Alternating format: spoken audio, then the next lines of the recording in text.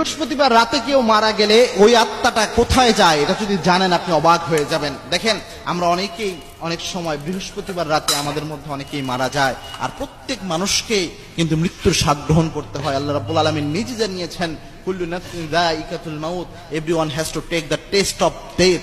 প্রত্যেক প্রাণীকেই মৃত্যুর স্বাদ গ্রহণ করতে হবে। তবে বৃহস্পতিবারে মৃত্যুবরণ করা, বৃহস্পতিবার রাতে আর অন্যান্য দিন মৃত্যুবরণ করা, এই দুইটা সমান নয়।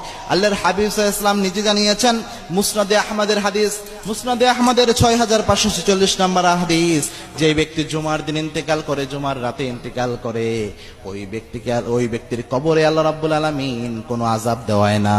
ওই ব্যক্তির কবরের আযাব আল্লাহ রাব্বুল আলামিন নিজে মাফ করিয়ে দেয়। বৃহস্পতিবার রাত হচ্ছে জুমার দিনের রাত, কারণ আরবি মাস হিসেবে মাগরিবের পর থেকেই তারিখ পরিবর্তন হয়ে যায়। অর্থাৎ বৃহস্পতিবার দিন চলে যাওয়ার পরে যে রাতটা আসে, এই রাতটাকে বলা হয় জুমার দিনের রাত, যদিও আমরা বলে থাকি বৃহস্পতিবার রাত। এই রাতে যদি কেউ ইন্তেকাল করে, তার কবরের কোনো আযাব হয় না, যেটা রাসূল সাল্লাল্লাহু আলাইহি ওয়াসাল্লামের হাদিস থেকে জানা যায়। তবে এক্ষেত্রে কয়েকটি কথা রয়েছে। এটা হচ্ছে যে কোনো ব্যক্তি নামাজই পড়লো না, কোনো ব্যক্তি রোজা করলো না, কোন ব্যক্তি আল্লাহ রাব্বুল আলামিনকে রব হিসাবে জানতো না,